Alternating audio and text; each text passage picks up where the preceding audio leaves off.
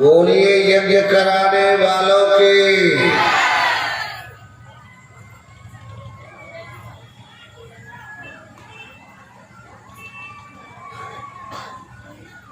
कौशलेन्द्र पद कंज मंजुलौ कोमलावज महेश वंदितौ जानकी कर सरोज लालितो सिद्ध कृष्ण मन भृंग संगिनो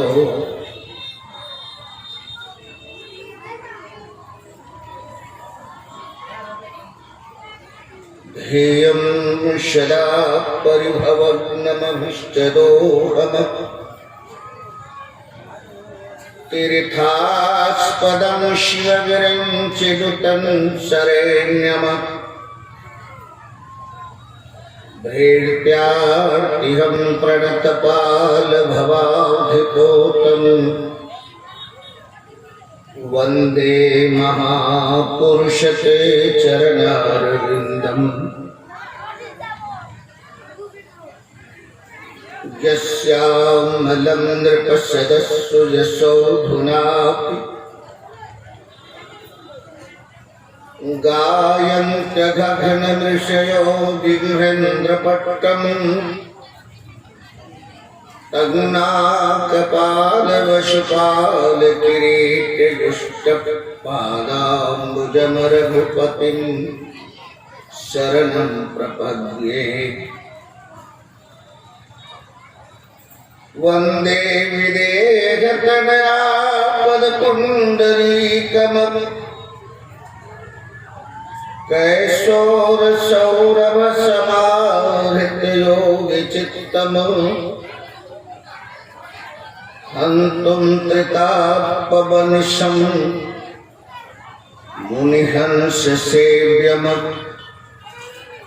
सनमानि शालिपर्पेत परागपुञ्जम् दुर्वादलं द्युतितनुं तरुणाब्जनेत्रम् हेमाम्बरं वरविभूषणभूषिताङ्गम् कन्दर्पकोटिकमनीयकिशोरमूर्तिं पूर्तिं मनोरथभवं भज जानकीशम् अञ्जनानन्दनं वीरं जानकी शोकनाशनम् कपीशमक्षरन्तारम् वन्दे लङ्काभयङ्करम्। हे गुरुदेव दयानिधि देहुहमहि वरदान नित्य कहो श्री राम कथा हृदय नहीं कछुआन। अपने अपने घरन की शवकाओं को पीर तुम्हें पीर सब घरन के धन्य धन्य रघुवीर। ओम नमो भगवते उत्तम श्लोकाय नमः यारलक्ष्यं शिलभृताय नमः उच्छिक्षितात्मनुपाशुतलोकाय नमः साधुवादनिक्षणाय नमो ब्रह्मण्यदेवाय महापुरुषाय महाराजाय नमः।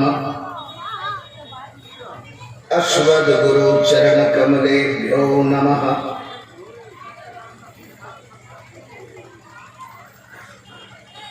उपस्थित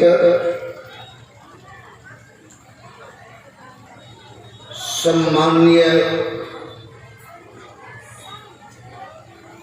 इन विशालतम यज्ञ के हमारे स्तंभ महाराज जी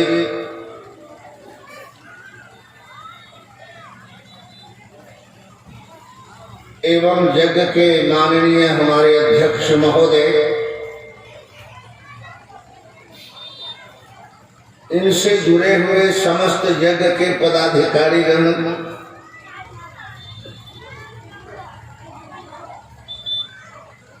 दूर दराज से आए हुए हमारे धर्मावलंबी सज्जनों,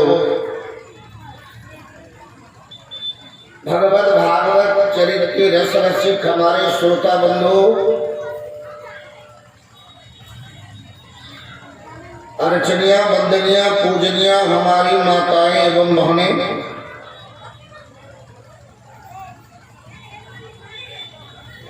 बड़ा ही सुंदर सुअवसर हम लोगों को हाथ लगा के, मैं तो बार बार कहता रहूंगा, यह जो सुअवसर मुझे मिला है,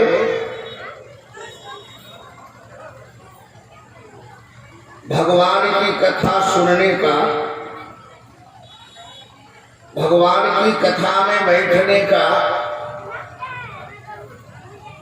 यज्ञ भगवान की परिक्रमा करने का,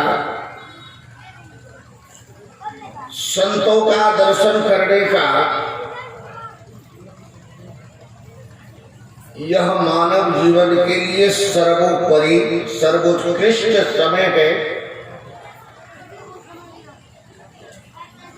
ऐसा संयोग बार बार नहीं लगता।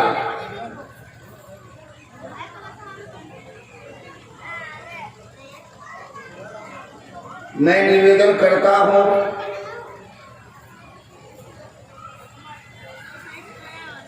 कि मनुष्य जीवन का जो पुण्य एकत्रित होता है,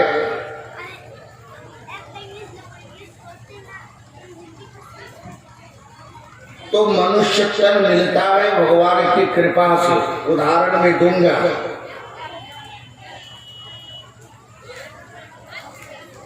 और विशेष भगवान की जब कृपा होती है तब सत्संग मिलता है मानव को। सत्संग मानव जीवन के लिए उतना ही जरूरी है जितना जरूरी शरीर के लिए भोजन और पानी है।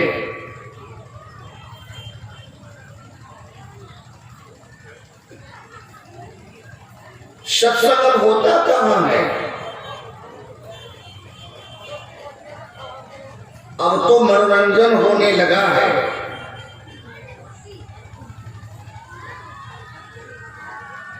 श्रीमद् भागवत परीक्षित को सुनाया सुखदेव जी ने।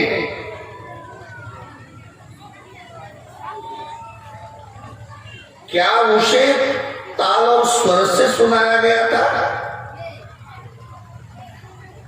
और वहीं से भागवत निकला गया। भगवान शिव भगवती पार्वती को कैलाश पर्वत पर श्री राम कथा सुनाए तो क्या डमरू बजा के? नहीं। प्रयागराज में याज्ञवल्क्य महाराज भरद्वाज जी को रामायण सुनाए क्या ऑर्गन बजा के? नहीं। श्री काकभूषुंडी जी महाराज गरुड़ जी को नीलगिरी पर्वत पर राम कथा सुनाए क्या तबला बजा के?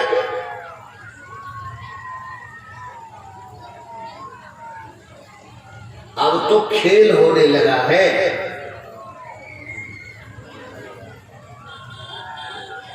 परंपराएं मिट रही है।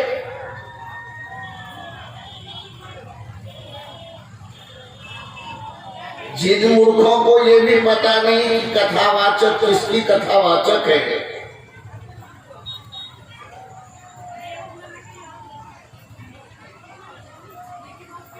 विशेष रूप से मैं निवेदन करता हूं, सावधान होकर सुनेंगे, बड़ा आनंद आएगा।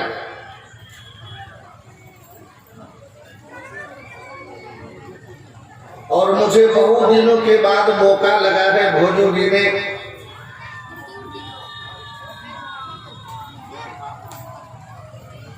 वहां हनुमान जी की प्रतिष्ठा जिस साल हुई थी उस साल में आया था।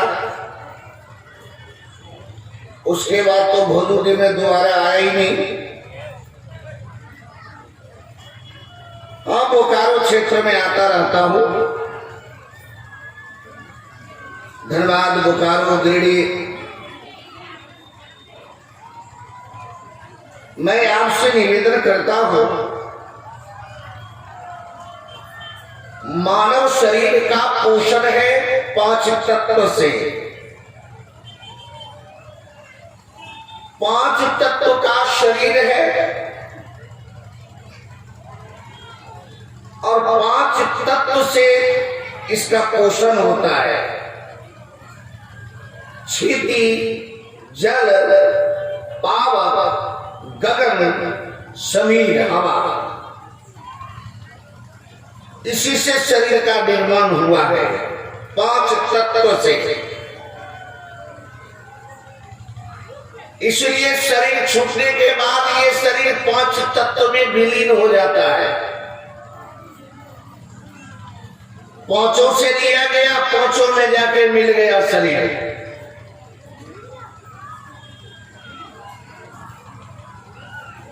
लेकिन सज्जनों, इसके अंदर एक बहुत सुंदर अमूल्य वस्तु है। वह है परमात्मा के अंश जीवात्मा।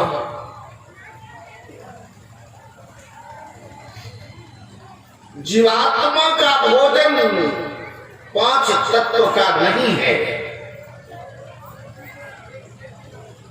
मानव सर्वोपरि भूल ये कर रहा है सज्जनों, शरीर का तो पोषण करता है, लेकिन ईश्वर का अंश जो इसके अंदर जीवात्मा परमात्मा का अंश है, उसको खुराक देना भूल जाता है। तो इससे होता क्या है, जब आपको भोजन नहीं मिलेगा, पानी नहीं मिलेगा, तो आपका शरीर कैसा हो जाएगा? दुबला हो जाएगा, सूख जाएगा। उसी तरह से जिस मानव ने सत्संग नहीं किया, भजन नहीं किया, पूजा नहीं की, प्रार्थना भगवान से नहीं किया, उसकी आत्मा सूख जाती है। इसका उदाहरण रामचरितमानस में है और श्रीमद् भागवत में है।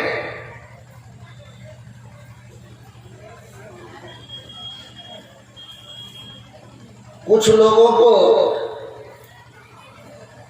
ऐसा लगता है कि रामशंकर दास जी रामायण की कथा कहने वाले भागवत क्या जाने। मैं आपको बता दूं, श्रीमद् भागवत सप्ताह करता हूं, लेकिन हमारा ये नहीं कि मैं ऑर्गन बजा के किसी के नचा करके मैं भागवत कथा कहूं। करता ही रहता होगा, मिलता है भागवत सप्ताह। भागवत सप्ताह का मतलब है श्लोक बोलना, उसकी व्याख्या करो। श्री सुखदेव जी ने परीक्षित को सुनाया तो क्या, अरे वो 18,000 श्लोक है श्रीमद् भागवत में। 7 दिन के अंदर श्री 18,000 श्लोक को पाठ करना होता है और उसके बाद श्रीमद् भागवत कथा सुबह शाम कथा गाना होता है।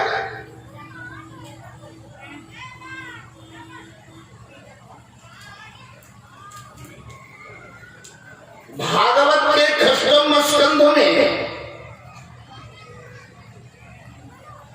एक प्रसंग आता है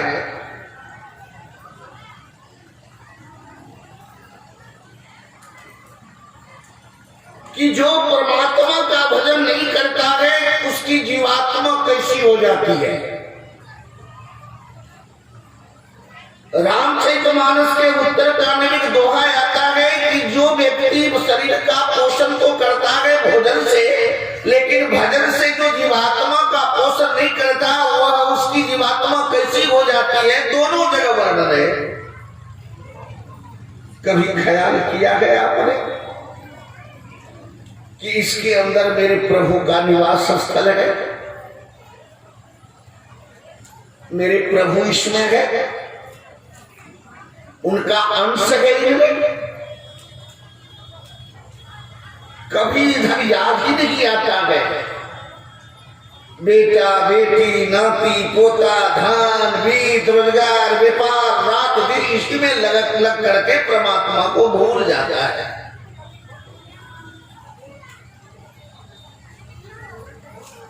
रामचरितमानस में कहते ईश्वर जीव विनाशी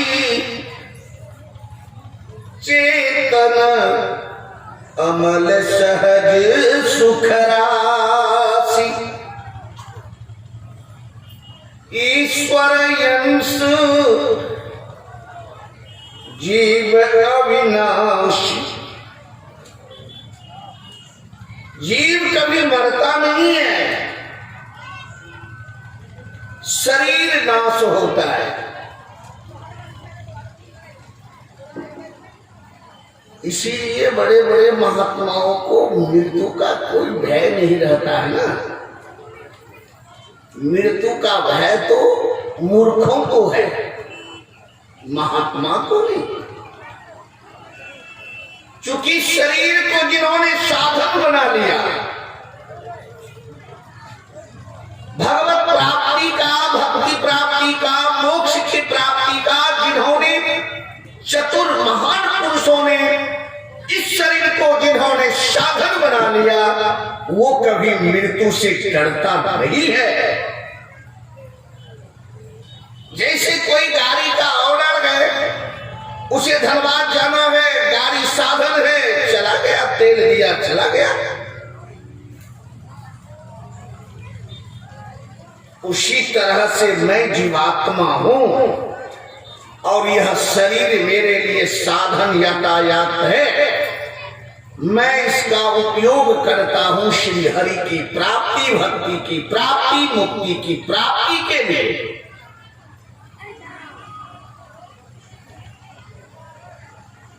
उसे कभी भी शरीर से लगाव नहीं रहता।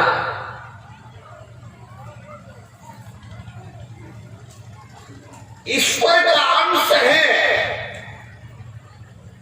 अब शरीर को जैसे आप पोषण करते हैं, भात खा के, दाल खा के, रोटी खा के, अंडा भंडा बंडा बंडा बंडा खा के,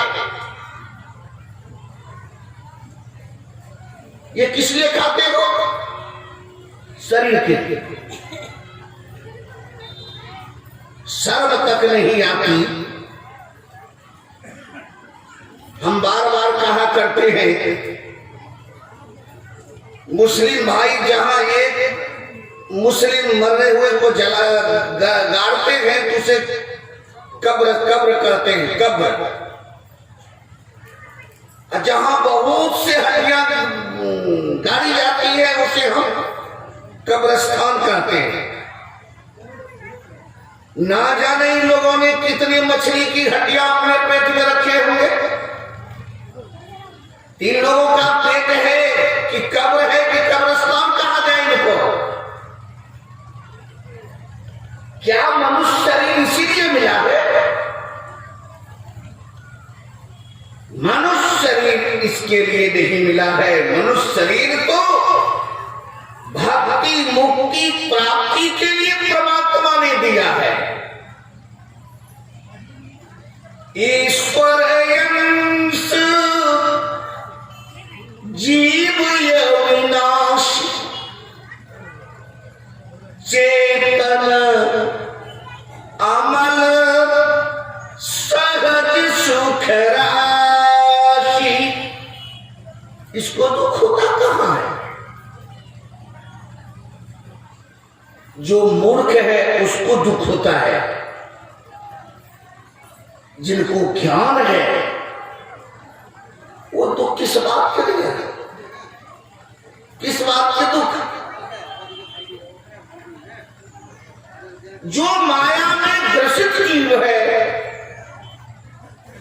मोह में ग्रसित जीव है, उसी के अंदर या उसी के पास दुख है।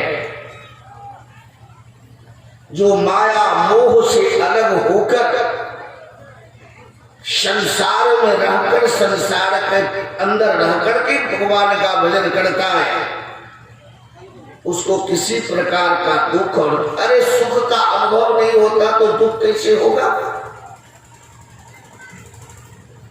जिन्होंने